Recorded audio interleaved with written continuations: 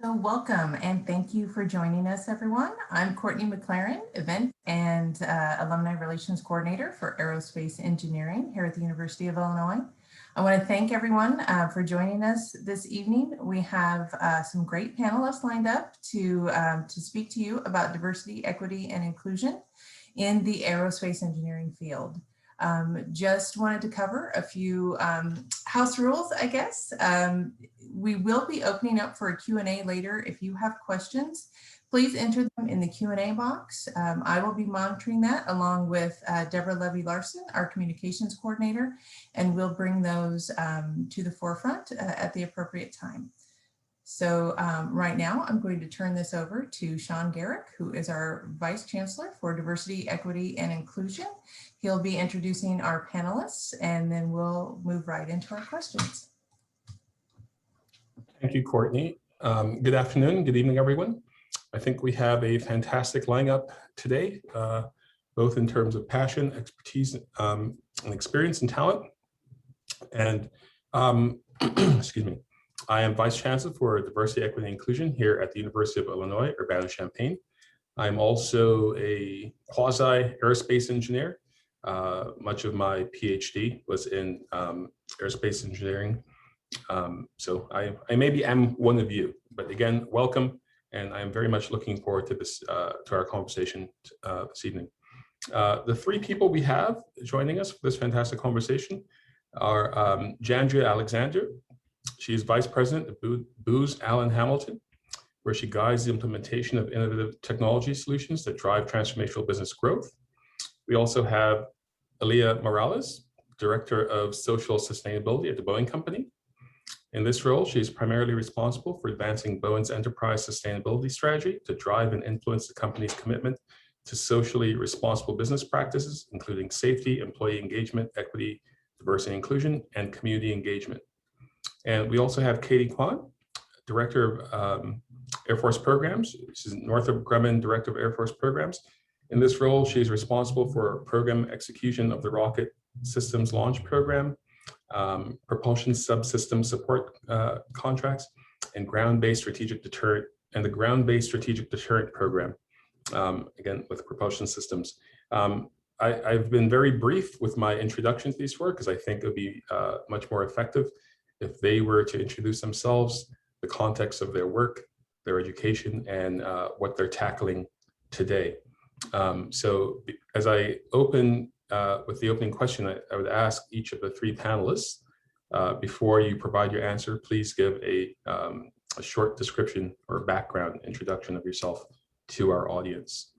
And the first question I will turn to Jandria, and that is, why is DEI so important to Booz Allen Hamilton? And please, I would ask you to take 5-7 minutes for your response. Jandria? Thank you, Sean, and it's a pleasure to be here. Appreciate the introduction. So, Jandria Alexander, I've been at Booz Allen Hamilton for close to 4 years, and prior to that, I was at an FFRDC in the aerospace industry.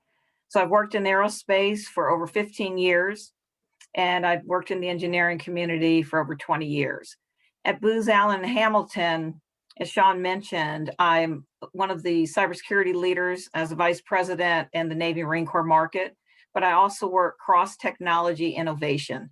And so some of the goals that we're trying to do are to come up with new solutions that we can take to solve some of the clients' hardest problems, integrating everything from resilient platform systems, whether they be space satellites or they be unmanned systems in the air, or perhaps ground or undersea. So looking at these type of platform systems, some of the technologies, everything from RF communications, different types of communications, all types of platform structures, such as the things that occur on the payloads, how those are updated, integrating autonomy, and looking at different mission solutions. So that's some of the problems that I'm solving now. And as cybersecurity leader, I also wear that hat, and all things have problems from a cybersecurity perspective. So why is DEI so important? So I'm also chair of the AIAA Diversity and Inclusion Working Group. And I think in both roles, we really can't solve any problems if we don't get different perspectives. And the more we open that up, and through my career, I will say, there's never been a time where I haven't been a champion, whether that's helping with recruiting or serving as a leader, sponsoring different affinity groups, or even chairing this AIAA. But I think the themes are pretty much the same. We want to encourage people to enter the field. We don't want people to opt out, and we want to make sure that it's a welcoming field. And with diversity, you're able to broaden that work set. So we're solving some of the hardest problems in aerospace, and we need broad set of collaboration in that field. Another part of that is making sure that we have role models. So making sure that we have speakers at things like the AIAA, SciTech, one of our premier conferences where we have deep and broad technical topics. We have many PhDs we like to spotlight because we don't have enough representation in academia, in industry. And so the more that we can do to showcase and encourage and give paths are very important. And then I would say another area is also that support. So while we get people in, many people choose to leave the field. And I think it's important that we keep a focus on diversity and inclusion so that we have mentoring, we have roadmaps, we have lessons learned that we can share, and communities where we can help everyone excel. So with that, Sean, I'll turn it back over to you. Thank you. Thank you very much, Jandria. Elia, how about yourself? How, again, an introduction, and how does DEI show up for Boeing or at Boeing? Sure, thank you. Hi, everyone. Thanks for joining us today. Elia Morales. I am also a U of I alum, although I'm not an engineer. I graduated from the College of Business and the College of Law. And that has taken me through a series of career changes over the course of my career. I've been with Boeing now 14 years, and I am currently in the Global Enterprise Sustainability Organization. Much of my background has been in finance and strategy before this. And I have been really honored to help start our Enterprise Sustainability Organization, which focuses on environmental responsibility, social responsibility, and ethical governance. I am a true champion of diversity and inclusion. I feel like I have been living it every day of my life. I started a multicultural sorority down at the U of I back in 1994. I'm aging myself. But it has just really been something that I've been passionate about my whole life. I am a member of our Boeing Familia Business Resource Group. I'm also an executive champion. I'm an executive champion of our Boeing Women Inspiring Leadership Resource Group. And part of my social sustainability role does focus quite a bit on global equity, diversity, and inclusion. And I couldn't be more excited to share a little bit more about Boeing and our diversity and inclusion with you. So, diversity and inclusion for Boeing is a fundamental value. It's foundational. We also think it's a very important part of our business strategy because, as Jandria mentioned, you really need everyone to feel a sense of inclusion so that their ideas are brought forward and we make better products, better services, make better decisions when everyone's voice is heard. And so I think diversity is very important. Inclusion is even more important. And so, that's why we really look to offer this really open, candid, respectful environment where every one of our global team members feels inspired to bring their ideas and their thoughts to the forefront. I won't really go into much more because I know we have other panelists and we have other questions, but I think diversity and inclusion are equally important, and truly, there's so much already out there about the business case for diversity and inclusion, and we truly do believe that it is the reason for our business success. Thank you very much. Katy, how about yourself? again, how does DEI show up in your role in your professional context? Yeah, thank you, Sean. It's a pleasure to be here. Thank you for including myself and Northrop Grumman as part of this very important discussion, I think. Let me first start to say that I am a graduate of the University of Illinois Department of Aerospace Engineering, class of 2006. And it's always a pleasure to speak with fellow alumni, and a bonus when it's AE alumni. So thank you for joining us. I spent the first part of my career being an engineer, various parts of engineering within our company, whether it was quality engineering or systems engineering or project engineering. I bounced back and forth. And my part of the business, which I'm at within Northrop Grumman, focuses a lot on rocket motor development, testing, production, sustainment. So a very technical part of the business. And we look at how that is applied in various space and weapons systems to help our country. So as I spent a lot of time in engineering, I eventually made the migration towards the business side through business development. And I went back to school and I got my systems engineering degree as well as my MBA, and really learned that what we do is so important for all the missions that are happening in the country and in the world today. And so spent quite a bit of time in business, and was very fortunate to do a couple of corporate campaigns, including the integration of orbital ATK when Northrop Grumman acquired it, as well as a couple of advocacy campaigns that we do. Spent a lot of time in Washington, D.C. the last 2 years looking at that side of the business, which is totally different than engineering, but just equally important. So now I am the director of Air Force programs, as Sean said in my introduction, looking at growth, strategy, and execution. So when I look at the topic of DE&I, to me, it's very, in addition to the social element and the inclusion element, it is a business element. And so that's what's important to me. And maybe it helps to give a little bit of context for why it's important to Northrop Grumman. So Northrop Grumman is a global aerospace and defense company. We have 97,000 employees all over the world, and we are tapped to do very challenging things to solve the impossible for the planet in a lot of places. When NASA wants to know, how do we look further back into space and time than we ever have before, they tap Northrop Grumman for projects like the SpaceWeb Space Telescope. Or when the country says, how do we expand the footprint of humanity in the solar system? How do we put the next man and the first woman on the moon? We support and partner with NASA and Northrop Grumman. And we look closer to our homeland. How do we secure our homeland? We work on projects such as nuclear deterrence, missile defense, national security space. So in order to solve these really impossible technical challenges, we truly believe that we need to have the best and the brightest to make these things possible. And part of that, we say, is we have to have a workforce that is productive and innovative, that's able to incorporate diverse talents, and where people can bring what we call their whole authentic selves to work, because only then, are we spending less energy trying to create the identity for ourselves and more energy on solving these really hard technical problems.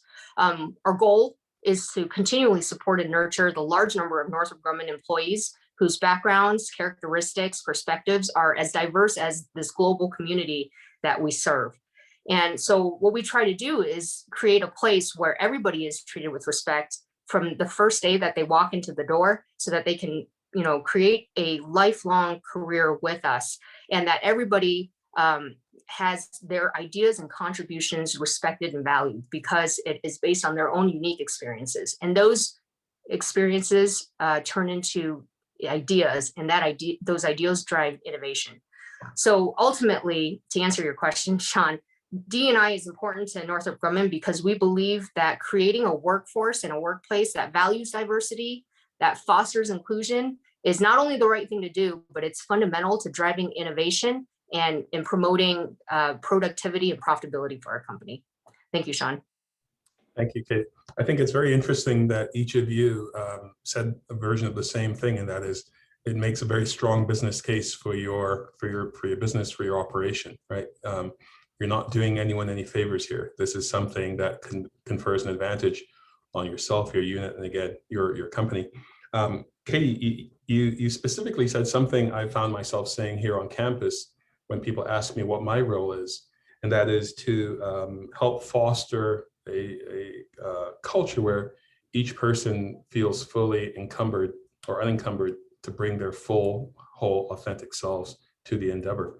I guess I'm curious as to what are some of the either challenges or strategies that you see in your role at work for strengthening diversity, equity, and inclusion within the workforce? Because I know challenges pertaining to not only recruitment, but also retention and workforce turnover and so on. Yes, absolutely. Thank you for that question. I'll say that from a strategy level at the company, I think it comes down to something pretty simple. There's three elements. The first is education and awareness. The second is establishing systems for support internally for our employees. And the third is to truly drive accountability at every level of the company and to measure progress against our goals there, right? So let me go maybe a little bit into detail. As far as education and awareness, I think a lot of organizations look at the recruiting side as far as education awareness, engagement from external candidates. And we think that's really important as well. We have a lot of initiatives that support diverse hiring. Just this morning, I was looking on LinkedIn and I saw an advertisement we were doing for Northrop Grumman Skill Bridge, which is a specific program that's intended to help transitioning veterans come into the industry workforce and to develop skills along the way as kind of a military internship program, right? That sort of thing. And we have similar programs, similar support for our LGBTQ community, for people with disabilities, for different affinity groups.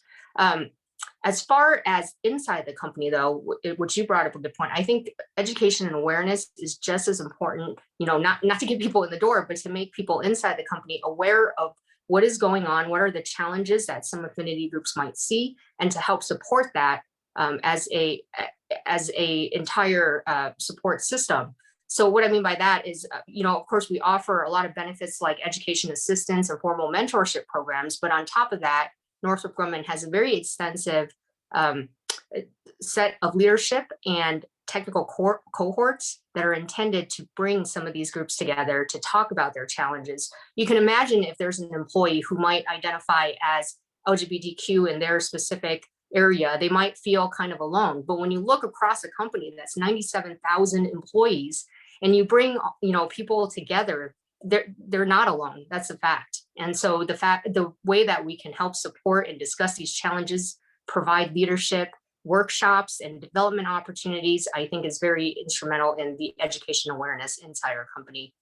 As far as establishing support systems, I talked a little bit about the conferences that we do internally, but we are also very proud of what we call our employee resource groups. I think Jandria was saying something similar in your company, but our ERGs are a network of 13 groups that have different special interests for diversity groups, but it cuts across 260 chapters of our company, each one with an executive sponsor from an executive level of the company. And there's ones for everything from African Americans to API to remote workers to parents to young professionals to women. All of these groups within our company have their own set of challenges that is important for us to recognize and support in order for them to bring their whole authentic selves and all their experiences with them. Our employee resource groups are 23,000 employees strong and growing right now, so we're very proud of that, and we continue to use resources like that to help support our employees. The last element is to drive accountability and measure progress. And I think we're going to talk a little bit about the metrics later, so I'll save that. But in general, I'll say that we do expect all of our employees, all of our managers at every level to be accountable to their own actions. I think that is very important. And what we do is we tie our metrics to performance, key metrics, for business performance. So again, as a director of a business section in our company, that is right at the forefront of what I look for every quarter as I develop my workforce, as I conduct my business. Thank you, Katie. And Jandria, I imagine you can answer this question from two contexts, right? One, in your capacity with AIAA as well as with Booz Allen Hamilton, because I know part of AIAA's mission is, again, professional development and the development of the cohort or people within aerospace engineering as a whole. So how do you see this? And by that, I mean, what are some of the things either that AIAA is doing to strengthen DEI, and how do you envision this showing up, let's say, in the workforce down the road, or how do you see it showing up now, actually? Great. Thank you. Yes. So from an AIAA perspective, we have 30,000 members, right? It's the largest professional aerospace community, professional society, and it's international. So when you have such a large organization, you have the ability to have a great impact, and then you also have a responsibility to the community. And that responsibility is to make sure that we do have DEI at the forefront of everything that we do. So that's true at AIAA, and then I'll talk a little bit about Booz Allen. But at AIAA, to begin with, we have 3 goals. So in 2015, looking at the representation within just the aerospace community, which was not very diverse by any particular metric or study, gender, race, etc. They decided to form a DE&I working group. And so that's a voluntary group from people from all sectors of AIAA. We have academia, we have government, we have industry representations, all of whom are individuals who have a passion to help advocate for diversity in the community at large. So not just within one particular place, but just to make a difference going forward. So there's 3 goals that the DE&I working group is really focused on. And one has to do with making sure that that's part of the mission. So increasing awareness. We have a social media presence, which is called Engage. And I'll provide all these links and all of the references later so that you can post that and make that available to alumni. But there's a forum, because it's very important to be able to have conversations about things that are happening or challenges. And so this forum is a part of the DE&I working group, and it's monitored. We also have local sections and student branch activities. So there's funding to help offset certain types of programs. We host a variety of events, and that's going on. The second goal is more about some of the type of scholars and trying to bring young professionals into the workforce. And so we have events that we've hosted that are tied to the large conferences that AIAA has. So we have, as I mentioned, SciTech, but aviation, space, now Ascend. At each of those, we receive a series of requests to attend the conference. And then we select and we provide scholarship opportunities so that those incoming students can start to see what is it like in the community, what do professional societies look like, and they can increase their network. And that's focused on diversity scholars. And so that's been going on for 3 years, and we have over 170 scholars to date. And then the last is just formal programming. So at each of the conferences that AIAA has, we try to have some type of diversity and inclusion topic. We're also moving towards a more integrated fashion where it's a part of the technical committees as well. So those are some of the things that we're doing from a DE&I perspective. We also have relationships with some of the student organizations such as NSBE and SHAPE and some of the other societies. So we're constantly bridging and working on panels, and particularly working with some of the aerospace subcommittees on those various organizations. And then at Booz Allen Hamilton, as Katy mentioned, it's just woven into the fabric, right? So it's a part of the business. We have a business imperative. We have very specific pillars that and initiatives that the company has formally taken on. And one of those is to look internally, and that involves everything from how we do business to how we show up statistically. And then we also have another pillar that has to do with community outreach. So we wanted to make sure that we actually provided concrete dollars to some programs that were working in the D&I space. And so we have partnered with several organizations to make sure that we are promoting those type of communities. And many of those are working with students, trying to engage them into more professional careers and to give them paths to get to professional organizations. And then internally, we also have a variety of training. As Katy mentioned, we too have all kinds of technical training as well as management training, leadership training. We have a host of business resource groups that cover all the affinity areas. But I think the important thing is it's a struggle, but the more we put in place, the more it just becomes a part of the day-to-day business operations. And so that's kind of what we see moving forward. Thank you, Jandria.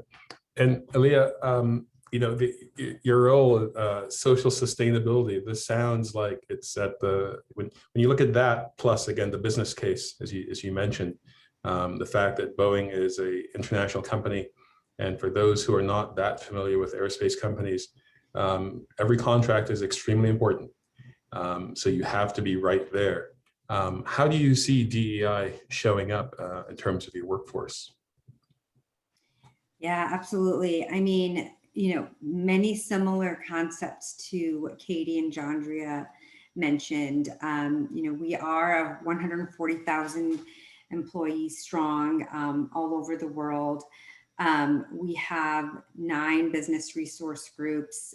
We recently established a racial equity task force to really try to hear from all of our business resource groups and representatives from across the company. You know, we have executive sponsors also that sort of spearhead and kind of lead or help, I would say, and support the business resource groups. We also partner with what we call external technical affiliates like NSBE and SHIP and SWE, you know, Women of Color and STEM, and so forth. Our diversity and inclusion strategy was recently kind of revamped, and I'm really excited to share it with all of you. So it's 3 pillars. It's equity for all, a team of all, and inclusion by all.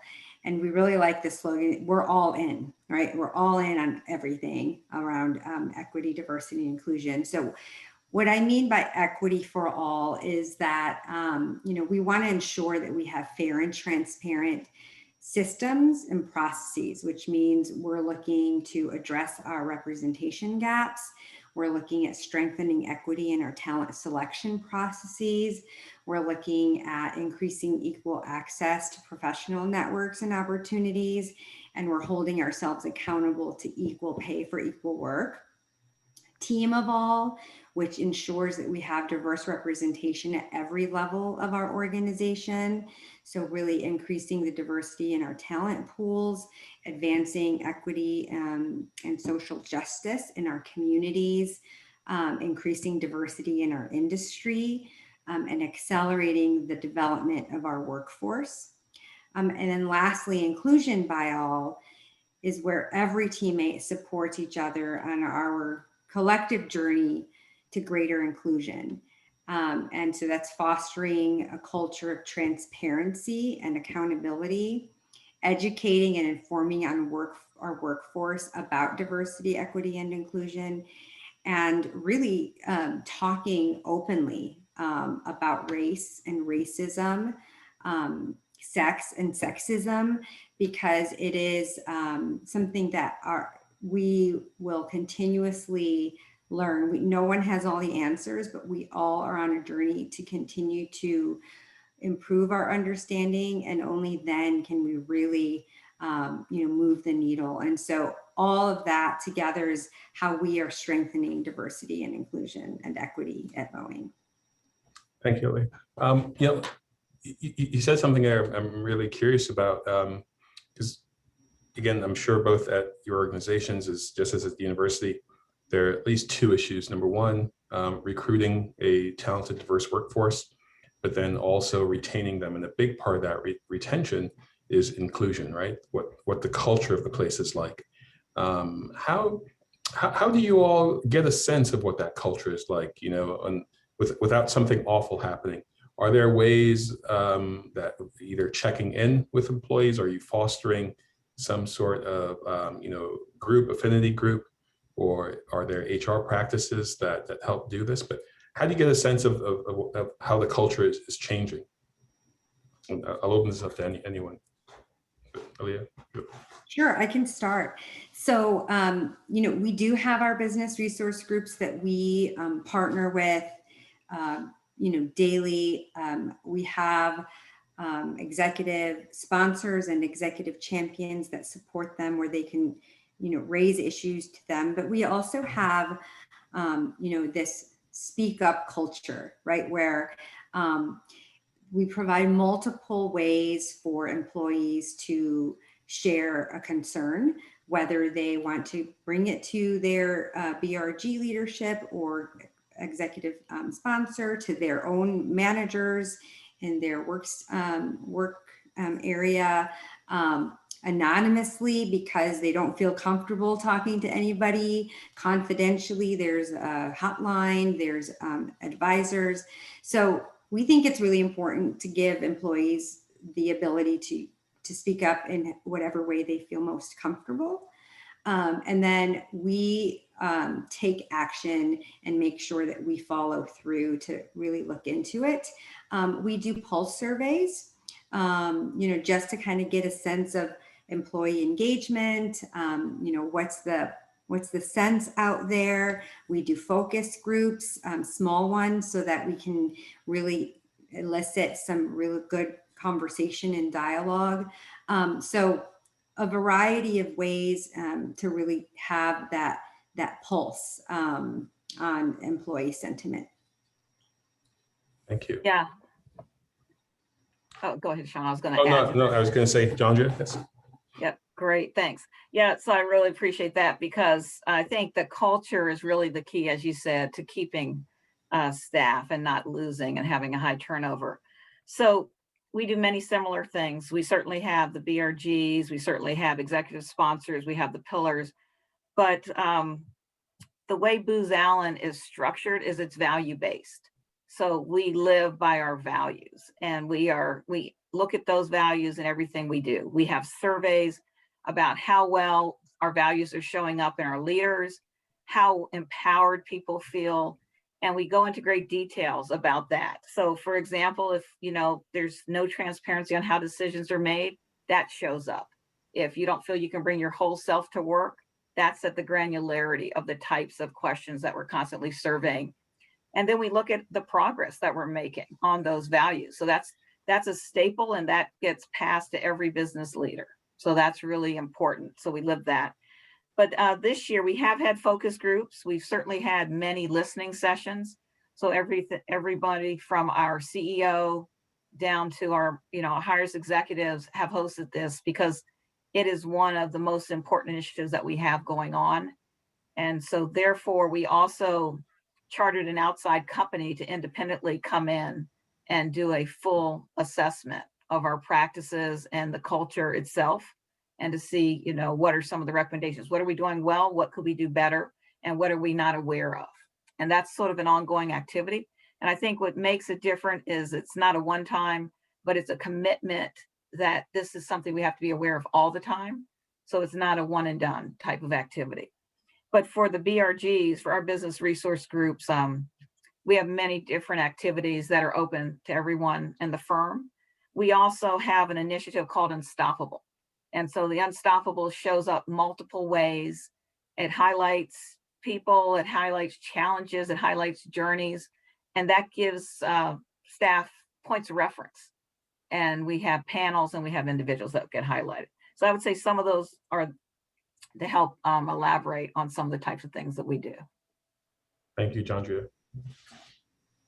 I think small digression. I think again, you all mentioned this notion of bringing your whole self to work.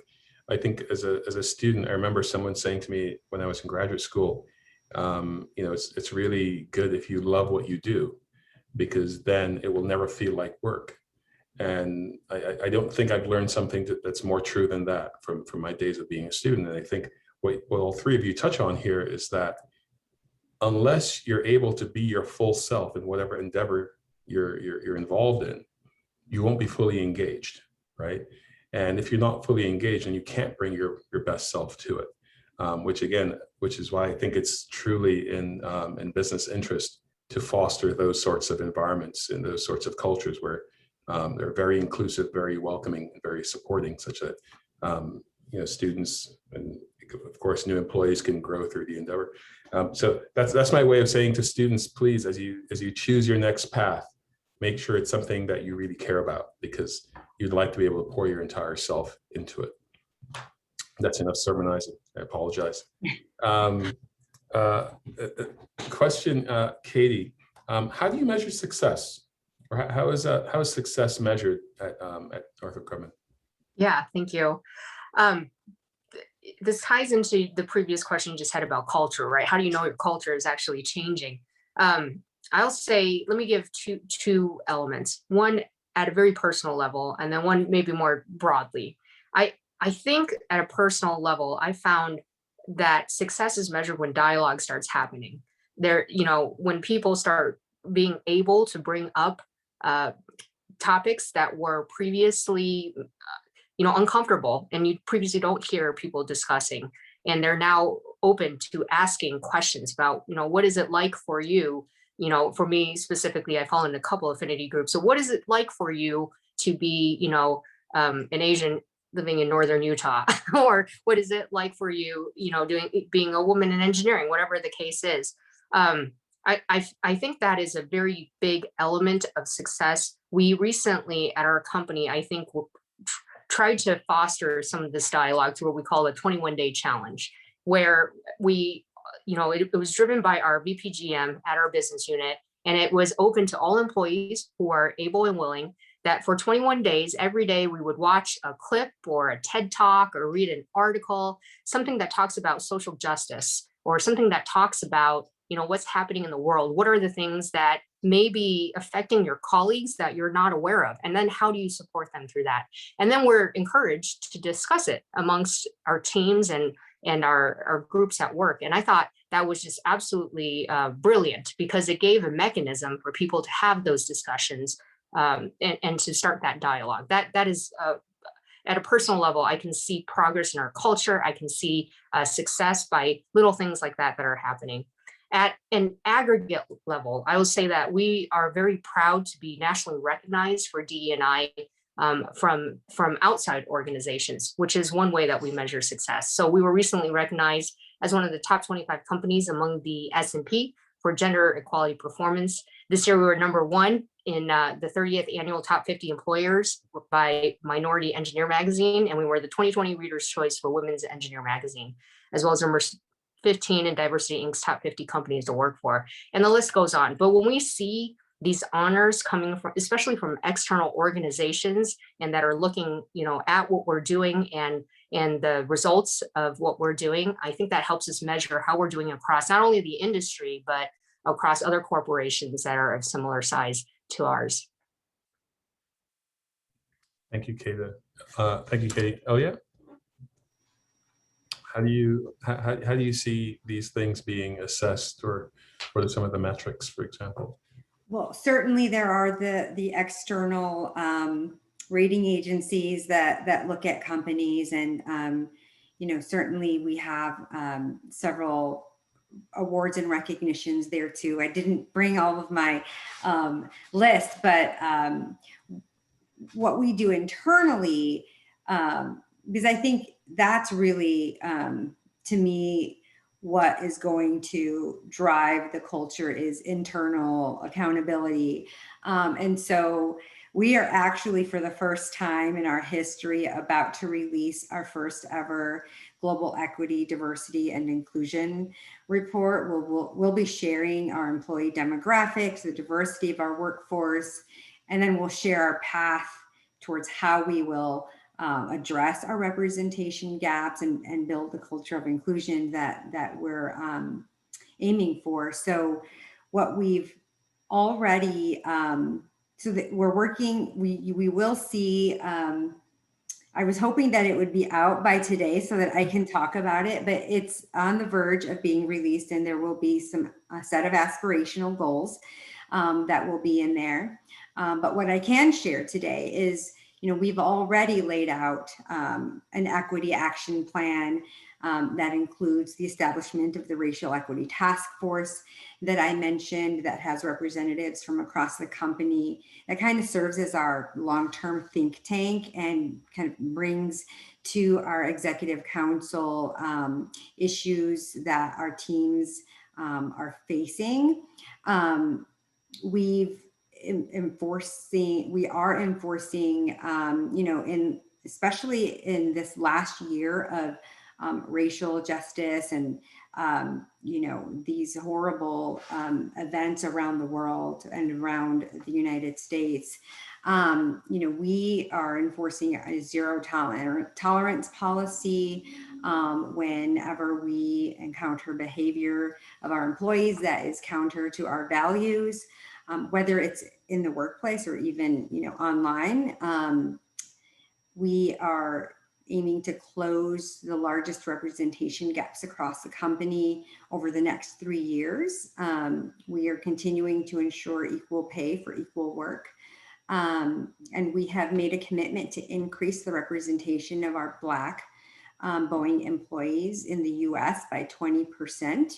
And then lastly, we are holding leaders accountable for helping us reach our representation targets and removing those institutional barriers. So we do look at every executive position, every management position. We look at succession planning. We ensure that those slates are diverse. We ensure that we have diverse interview panels, just because we want to make sure that we are, not being confined to what we have historically, thought of as, the model employee. So it's really turning all of that upside down and rethinking and relooking at every process and every system. Thank you. Quick follow-up. You mentioned, when individuals or teams are facing things that are, let's say, less than ideal. And any advice or what advice do you give to either those employees, or what might you share with students who may be facing some of those things, either in an educational context or in their own professional context as they go forward?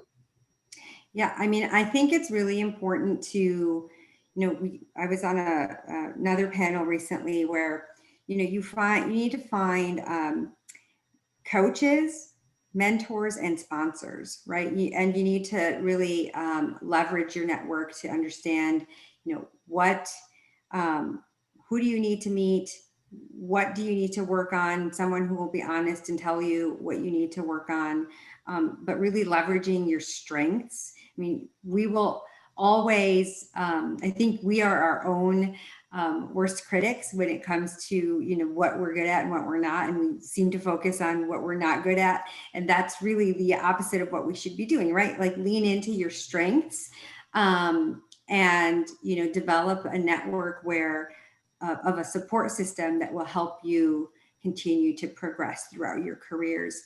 And it's not just, internal to whatever group or company, but really be thoughtful about your network and your circle, like your personal board of directors, we like to call it, and look at the diversity of that body too, because you need to hear from different perspectives as well on your own personal development and continuing to progress.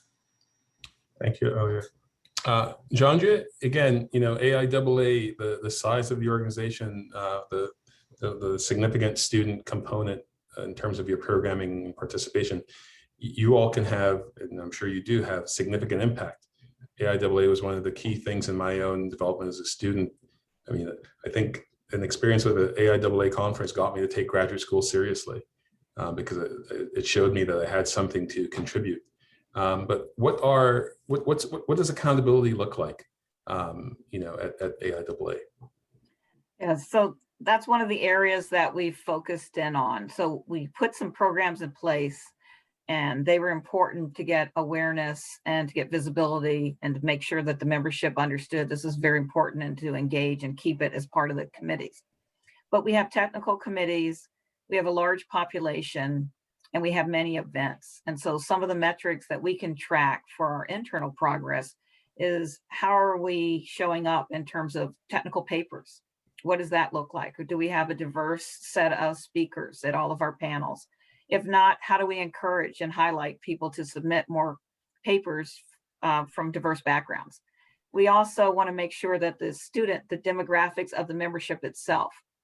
So that's not an area that we were tracking as well. And now we are. So now it will be part of the future membership where people can identify with their affinity group. So you really don't know how to improve your membership if you can't baseline. So being able to baseline is an important part. So having that awareness of where AIAA as a membership is starting is important. Also, our partnerships with minority-focused universities and minority-focused groups within organizations like University of Illinois, right? So how do we reach out and how do we bridge that gap? How do we make sure that we provide a professional pipeline so when folks are joining out of the workforce, we have a way to bring them into a society and then track their ability to stay in that profession. So those are all things that we are starting to track. And in our plan, we have an annual plan and it has specific goals. And each of the goals has a measurable, very specific, measurable, actionable type of target associated with it. So those are part of what we're doing with AIAA. I mentioned our scholars program. We have statistics on that. We have statistics on the number of folks who have applied, which as long as that goes up, and we're able to add more and more scholarships through things like industry partnerships and contributions, that allows us to expand those type of programs. So those are some of the ways. And I know there was a question about how do we align the DE&I with the technical policies, and that really means that within the programming of those particular technical societies, as well as the conferences, that we try to make sure we have diverse representation there. But I did want to speak also a little bit about what Booz Allen is doing in this regard and how, we can see some of the culture show up, because in a professional organization, that's very important, as you've heard as well. But Booz Allen believes that has to show up at all levels. And I think that was mentioned. So for example, this year, our CEO was recognized as the diverse champion, the highest award in diversity. And that's really because our board is diverse. So we've seen a lot of places where you go to organizations and there's diversity at certain spots, but it's not at the board level. And so our board was recognized as being extremely diverse. Our leadership team is extremely diverse. And those were unusuals and those are an anomaly. So I say, as companies mature and you look at all levels, I think that's an important part of judging the culture, because when you have leaders, then it's easier to say it's something that they can personalize and they know it's important because they understand that it wasn't always diverse. And so that's a transition that has to occur. And then of course, having initiatives at every level is important as well. And that brings up another really interesting or curious point how can universities such as ours partner with you to help further some of these, whether it's pipeline issues, recruitment issues, professional development? What sorts of partnerships do you think could help benefit DEI within the corporate space? Yeah, I would definitely say that, forums like this, joint forums are always important. I think certainly most organizations have internship programs. We have a very strong internship program. It spans many different engineering fields, many different fields in general that align. So understanding those areas of interest, even things like joint research, which we have done in the past. So, particular initiatives and understanding how what types of rhythm and what types of organization a university has, so that then we can support within that organization. So the organization is always there. We're always seeking bright students, very excited about programs where people give back. And so we have a lot of alumni. We probably have quite a bit. I should have gotten the statistics from our alumni. I apologize. I will provide that. but we never have a shortage of our alumni wanting to go back and help the students who are coming up behind them. And so that's another area to partnership. But we have programs with veterans, we have programs with all kinds of organizations, and certainly there's certain universities who have reached out. We have very strong partnerships, but engineering is a really important area for what we do as an organization. Thank you. Elia, how about yourself? How can these partnerships enhance what's going on where you are? Yeah, I would echo what Jandria just mentioned. And also some of the other ways that we've partnered with universities are through, joint projects, hackathons, case competitions, any kind of connection that universities can make for their students with companies is really important. Forums like this, as Jandria said, and internships are really, I think, the key ways that that universities can help. Thank you. Katy? All of the above, so I won't bore you by repeating it, but excuse me. But one thing I was going to add is that I did come back several times. I was telling the panelists just before this call for technical recruiting. And one of the things that I found really helpful was, as part of that, we would do information sessions or walkarounds with student organizations that helped organize it, like SWE. One time SWE helped us walk some of the labs at Talbot and see what some of the projects were happening. And it was really neat that time because it so happened that the students were working on some CubeSats that were going to launch on a Northrop Grumman Antares rocket just a few months later. So being able to have those forums to personally get to know people, I think is really helpful to establishing that network that Elia was talking about earlier. Especially if you're a student and you're going into the workforce for the first time, it's hard to cold call, to try to make a network, but those types of things have been really helpful. And it's always a pleasure for us too, to see the students. And we're always so impressed with what's going on. So I would just add that.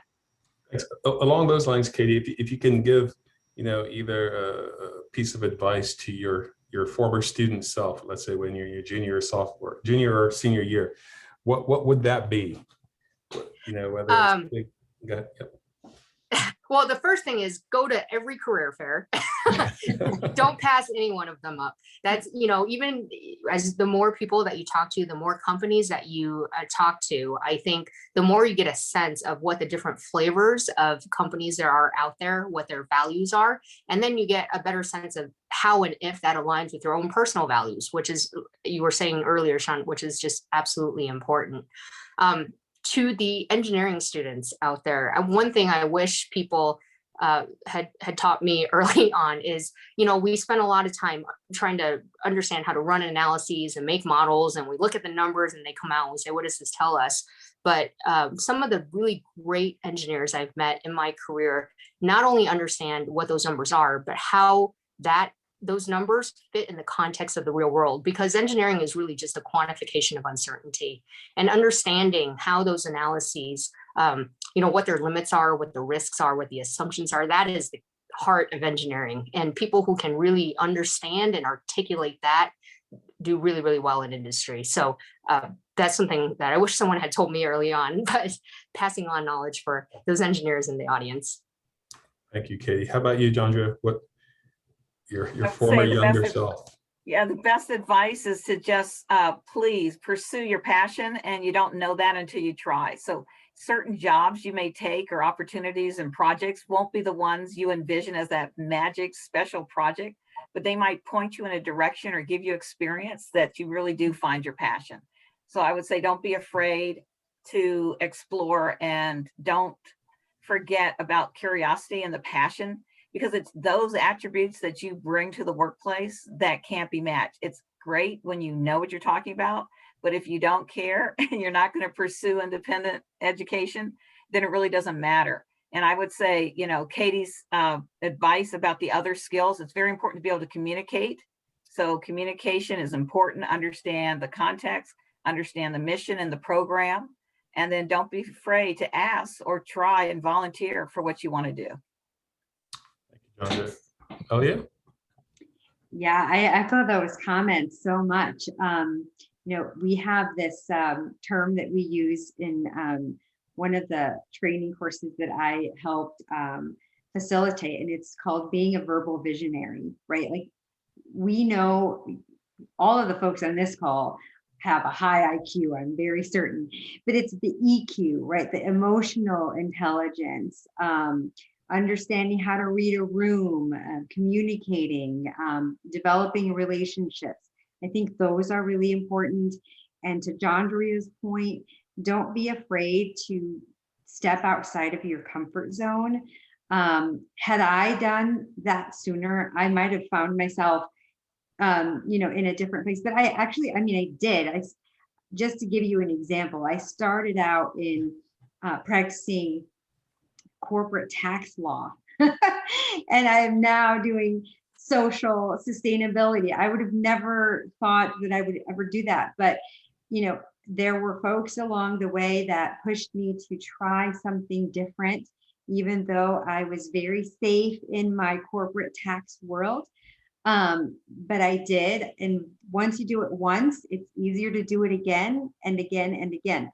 So I think those two things that my fellow panelists already said, I couldn't agree with more. Thank you.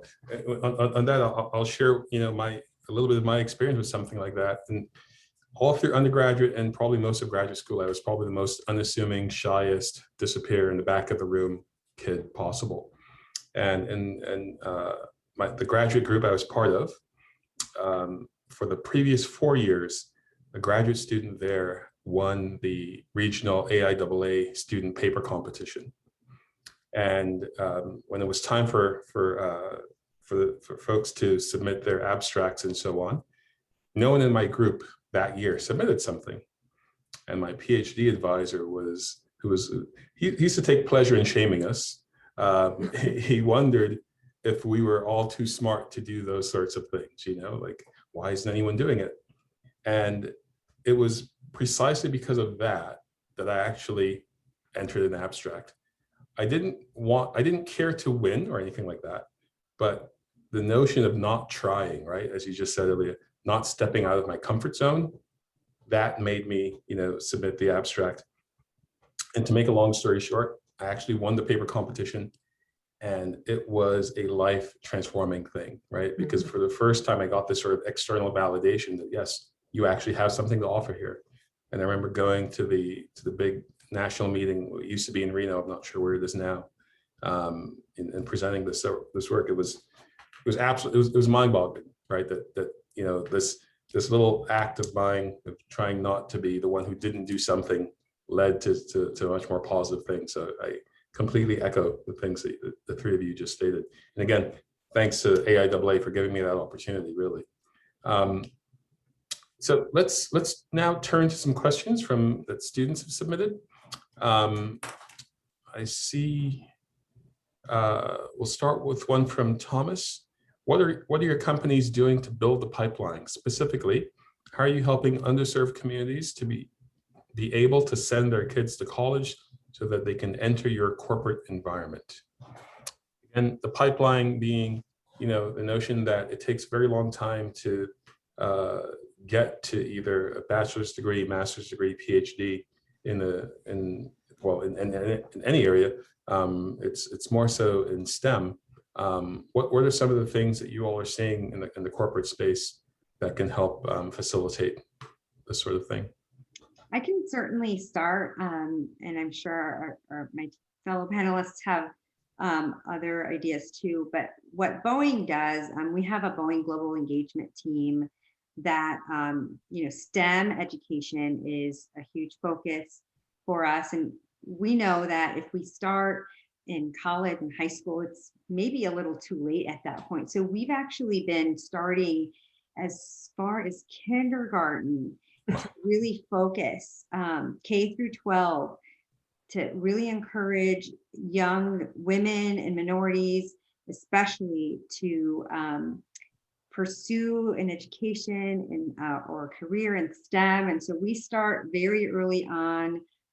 We have regional teams across the country and the world In Europe, we have something called these Newton labs, where we kind of have these mobile labs that we take to schools and get their hands on, experiments and such. So that has been kind of a way. We also obviously contribute to several organizations. We partner with an organization called Future You that really focuses, again, so there's a few different organizations that help support this K through 12 STEM education, field. So that has been, I think, our biggest investment and our biggest hope for the future. Thank you. We have a variety of programs as well. We started something called Hyperlocal Grants. And so with that, we look out for the local community, because one of the areas that we give every employee is volunteer time. And so we encourage employees to go out and volunteer in their areas. And so the idea with Hyperlocal Grants was to be able to give grants to some of the local initiatives where we already had staff participating. And so we can do those. We have a process to handle that. But yes, I agree that, college is it's important, but it's important to get students into these programs in colleges. So, by partnering with universities, which we do as well as part of our volunteer organizations, and through things like AIAA, which has a very strong STEM program at every age, and things like robotics, even hackathons. We see those at the high school level. They're very robust programs. Things like Cyber Patriot is a great example of a cyber program, for example. And so working with those programs that are starting earlier and are formal have been very effective, but also these local initiatives that are, employee driven more so than anything else. And then of course we have the regular formal partnerships, as Elia mentioned as well. Thank you, Jandria. Yeah, we have some longstanding partnerships in the community with STEM organizations. The one that I've been personally involved with for the last few years is called Expanding Your Horizons, which is specifically geared for junior high girls and getting them interested in STEM through some hands-on experiments and showing them, what science is like and how it can apply to them in the real world, which we get several hundred participants just locally in our local chapter. And that's always really exciting to speak with those girls. Outside of that, we do have several initiatives with trade schools, technical colleges. A large part of our workforce is technicians, manufacturing operations. So being able to engage them in the local communities, we believe is very important as well. So several initiatives and programs to help engage that group of people for us as well. Thank you, Katie. Oh yeah, I'm surprised that that Boeing is going that far back, because in my own scholarship and my own work, when I started working in this area, you start to look at interacting with undergraduates to make sure they get through college and have better experiences than high school to get more folks into STEM. But I think one of the things I noticed is what you said, you have to go pretty far back. And in my last endeavor, we were working with 6th grade, particularly prepping middle school, because particularly when it comes to gender, that's when a lot of female students get turned off or otherwise dissuaded from going into the quote unquote harder subjects, particularly the math science stuff. And as you said, I think many of the things that you said that Boeing is doing, it's about familiarity. It's about showing what it looks like in the context that they can understand on their terms, and but then also following them all the way through. What sorts of success are you seeing with these programs, and what does success look like, really? Well, I mean, just in this past year, our efforts have impacted 3 million young women in STEM. Like, it's just mind-boggling. So I think it is a journey, and it will take time, and it's important to stay connected to those individuals throughout their educational journey. But I think it's slow, unfortunately. Like it is, but it is slow and steady, and that's what wins the race, right? So we will continue to invest and really double down on really trying to improve the representation that we see. Thank you. Question from Matt. He was having a conversation with a friend where she identified penalizing emotions, uncertainty, and vulnerability as issues she has with a male mentor compared with a female mentor. The question is, what are other less obvious reasons beyond blatant sexism, racism, and microaggressions to watch out for that discourage underrepresented individuals from staying in aerospace engineering, or let's just say STEM more broadly?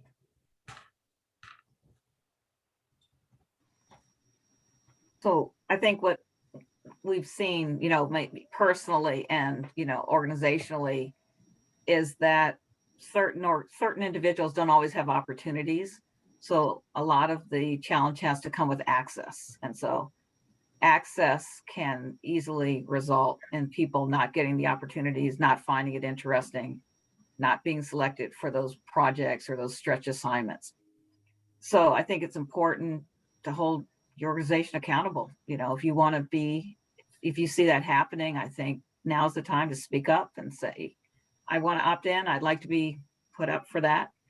There's always going to be challenges with particular situations, and there may always be somebody who's not an effective mentor or career manager, but there should be opportunities to rotate to other types of programs. There should be some type of support. I would encourage reaching out to things like the BRG, right? So these resource groups, because that's just unacceptable, and it's not the way I'm sure any organization wants to be identified. So, but organizations can't address issues if they don't know that they're there. And anytime there's an example, sometimes it's education, sometimes it's more than that, right? And so there's different ways to address it. But I think the idea is, in order to improve, we want to hold each other accountable internally and externally. Thank you.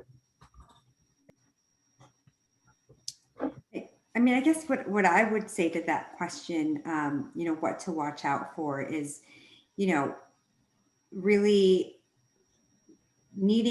what we all need is individuals, leaders that listen to us, right? Because you might be telling them what you want. And I mean, that's actually something that I think we get better at as we mature in our careers, but don't be afraid to ask for what you want. And if you don't feel like you're being heard by that mentor or manager, there are others out there. And I think it's important to share what your career aspirations are with multiple people in the organization, and especially those that are in the room having the conversation about your career. So, I mean, I personally make sure that I tell multiple people, because some managers, don't want to let you go, right? They're like, oh, I love this employee. They're great. I don't want to lose them. But that's not serving you. That's serving them. So I think that's something you'll need to watch out for, and just that's part of the networking and having this broader support network. Thank you, Elia. Katie, there's a very similar question from someone who named Harriet, who will be at Northrop Grumman this summer. As a woman, I was wondering if you had any advice for me to make the most of the environment, the culture at Northrop that you mentioned, especially as someone who has a male boss and mentor already assigned. Okay. Well, first of all, welcome to Northrop Grumman. We're glad to have you. Thank you very much for joining us. I don't know exactly what part of Northrop you're going to, and it's a large company, but some of the things I was talking about, I hope that you can leverage, in your career, let's say it that way. So the ERGs is one thing I would say. Number one, see what ERGs are available in the area that you're at. feel free to join one or multiples of them to network and to meet people and things like that. If you're already assigned a mentor and a manager, I think that's wonderful. Like some of the other ladies were saying here, though, it's not unreasonable to look at different parts of the company for different perspectives on mentoring. In my experience, as far as mentoring goes, I've always liked to have 3 mentors at any given time, which sounds like a lot, but it's the different perspectives, I think, that brings the value of mentorship to all the different challenges that you face on a day-to-day, right? So in my 3-prong model, I like to have a mentor that is in my direct chain of command, if you will, like someone who really understands my day-to-day problems, the challenges, things like that. That sounds like the one that you might have been assigned. I like to have a mentor that's within the company, but at a different part of the company, so that you can get a different perspective on what's important to the corporation level, to, you know, what other avenues and cultures there are, subcultures in the company. And then finally, I like to have a mentor that's completely outside the company, preferably in the industry. But again, someone with another perspective. So don't be shy, you know, when it comes to finding mentors and asking for mentors. Don't be shy to reach out to your new coworkers through ERGs and other social networks that are going to be available. And welcome to Northrop Grumman. Thank you much, Katie. One question from Joseph. How does your company or agency balance the effort for DEI hiring versus hiring the best qualified, which may give the opposite impression? I can answer that or start to. So I think it's really important, and it's a misunderstanding of the DEI strategy in terms of us really wanting to improve our hiring. What it's really about is expanding the talent pool, right? You're not going to find diverse talent if you're not looking at a broad spectrum of, you know, feeder pools. And so that's really what it's about. It's expanding the talent pool so that there are more diverse candidates applying to your positions, and you will eventually still hire the best qualified person. So it's not an either or, it's an and. Yeah, I would say there's no intent to decrease the candidates that you're bringing into your organization. We're all looking for the best candidate. We're looking for that candidate that's going to help us solve that very hard client problem, you know, in aerospace, right? And in other fields, other challenging fields. But if we only look at a very small sample, we won't get those people who have different perspectives, who have different backgrounds, who maybe approach problems differently. And they might set the world on fire and they don't even know it because they're not included in our slate. So what we want to do is to be able to talk to as many people as possible, because I know you're talking to 3 panelists and a university representative who are dealing with very large numbers, right? So I'm the smallest. We have about 28,000 employees, but we hire every day against multiple recs. So we are always trying to fill positions. So the more candidates that we get from the broader selection, the better off we are. And that's what will allow us to keep these very strong candidates we bring in. And because if we don't have diversity throughout, then we're not going to sustain that population. So it's really important. And it's definitely not an either or. It's just to make it even stronger, to bring in candidates from more universities with different subjects and different professors who might have taught them that one subject that you need, that you didn't get for just looking at that one place. And we definitely want intellectual challenge. So we want people to push back. So we don't want everyone in the room to have the same background and then we fail because we didn't think of another perspective on that problem, because everybody has that exact same training. So there's all kinds of diversity, and we want to have it as wide in as many aspects as possible. Thank you, Jandria. Katie, anything to add? No, that was very well said from both Elia and Jandria. Thank you. I'll also say, you know, again, to back up what Elia said, This is not a choice, right? You're not choosing excellence versus diversity. And in fact, a number of groups, including a number of consultancy companies, have actually measured the impact of diversity in the workplace. I think the best known one is the report that McKinsey released in 2015, where they showed that companies that have more diverse workforces, the financial performance was substantially better. Another group did a study to look at engineering teams. The diverse teams came up with more creative solutions in a shorter amount of time. And more recently, a group of faculty from Stanford looked at where we are, higher education, and they saw that women and underrepresented faculty as a whole innovated at a higher and faster level than other faculty. What does that mean? It's not a choice of excellence versus diversity. As both Jandria and Elia said, it's about expanding your definitions such that you don't miss the excellence that's there. Question from Jim. The metrics still seem to be primarily diversity based, yet inclusion and equity have been shown to be more powerful. How are these being included into the accountability plan? So I like to think of as diversity is what gets you at the door. Equity and inclusion is what keeps you there. So what does that look like in terms of accountability? At Boeing, we measure our inclusion, through employee surveys. We actually you're right. I like the other analogy of, diversity is, being invited to the party, and inclusion is being invited to dance at the party. But, we just recently launched this really inclusive culture shift, which is called Seek, Speak, and Listen, which is and there's like this neuro-based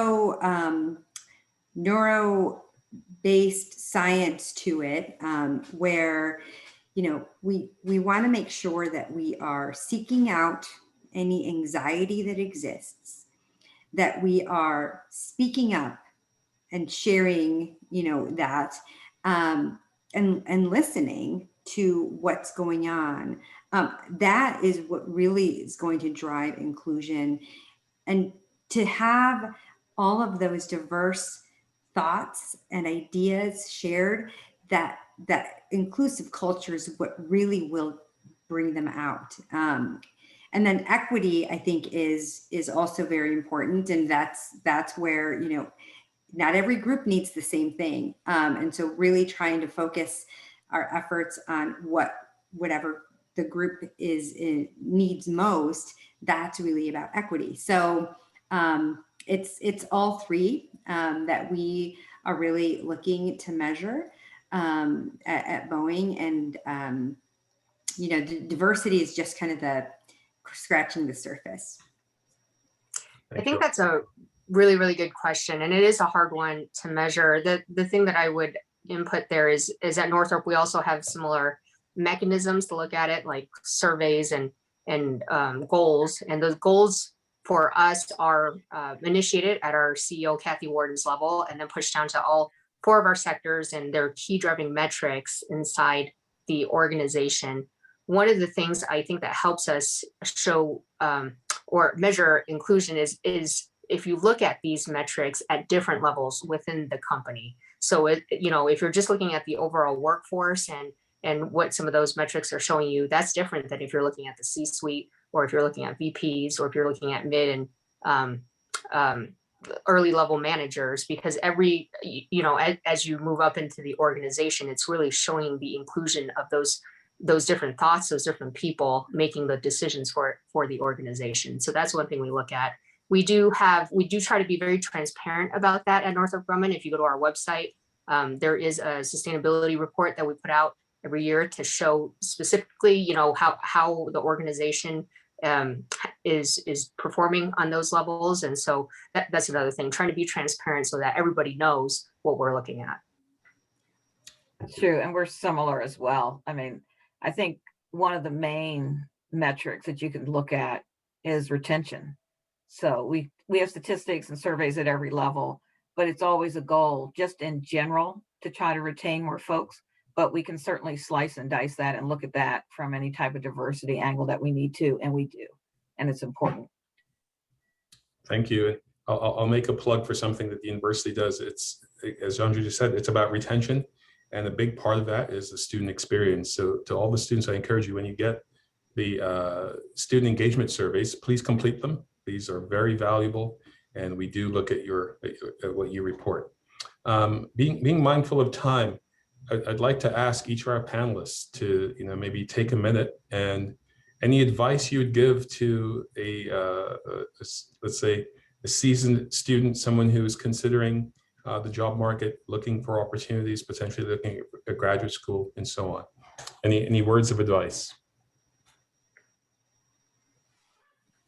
I think it's important for you to find, just like, you went through the process of finding the right fit for whatever university you wanted to attend. I think finding an employer will be, just as important in a similar experience, where you want to make sure you find a place that aligns with your values, that, does the things that are important to you, both from a career perspective, but also from your own personal values, because we all do things outside of work too. And so if it complements those things that matter to you, I think that's something that you should look at. Benefits, most companies have pretty similar benefit packages, but I think it comes down to the values and what's important to you. Let me add on to that. I think the one piece of advice I would give is do your research. Please do your research on the employers that you're looking at and want to go to. There's so much information that's accessible to all of us now. Take a look at what their website looks like. What do they talk about? What does their board of directors look like? What are they showing on their social media? Do that research. Like Elia said, make sure that the corporate values align with your own personal values, because that will make you happier in the long run, definitely. And with that said, Northrop Grumman, we're always looking for people who want to make the impossible possible. So if some of the projects I talked about today where it was interesting to you, please come take a look at our website, www.northropgrumman.com, and click careers. We always have thousands of openings. And last time I checked, I think we were a little over 9,000 for full-time and internship positions. So please come check us out and join our team. Thank you, Katie. Yes, and I would say all the above, and certainly I would definitely look at the job openings, but when you look at the social presence, you'll start to see who's highlighted and whether or not that aligns with some of the verbiage that might be out there. But I would also say, coming out of school, I would look at the training programs. How much is a company willing to invest in your long-term versus just bringing you on board for a specific position? And I think that's where many companies are set apart. So internal training, external training, education, continued educational, financial support to go back and get advanced degrees, those types of things. Those are very important. And affiliation with societies. So not only can you go to our websites, which we can provide a link to where we all have jobs posted, but you can look at the professional societies like AIAA. I would strongly encourage you to look at that, because that's a great networking. And there's so many organizations that are represented.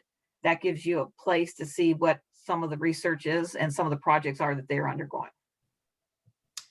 Thank you, Jandria.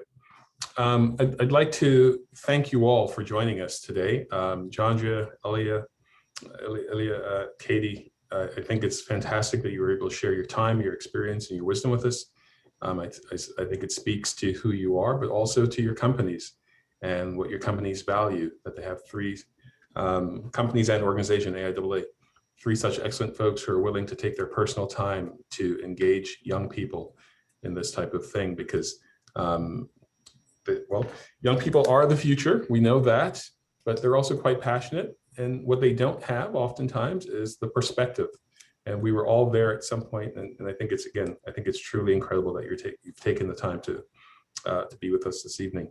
I've put my email in the chat box. I encourage the students, please, if you have any questions or concerns that were not addressed or otherwise highlighted this evening, please feel free to shoot me an email. I would like to thank Courtney and all the folks in aerospace engineering who helped to facilitate this evening. I think this was extremely valuable. Thank you all. All right, and I just want to reiterate that. Thank you to our panelists, Elia, Jandria, Katy, and to Sean for moderating today. I do want to thank our sponsor here, MAero, that's Minorities in Aerospace Engineering. They helped with the questions for today, and they also helped with the promotion. So thank you so much, and you can check out their website if you would like. I'm trying to put that on the screen. There we go. And last, before everyone jumps off, next week on Wednesday, April 21st, we're hosting Engineering Inclusivity into University Programs. This will be a discussion specifically about women in STEM. And so everyone who's on the call today, I would encourage you to join us for that discussion as well. And thank you. If you want to go ahead and give your thanks to our panelists in the chat, they can see it there. Thank you so much, everyone, for joining us this evening. Thanks for having us. Thank you. So much. Thank you. Good evening.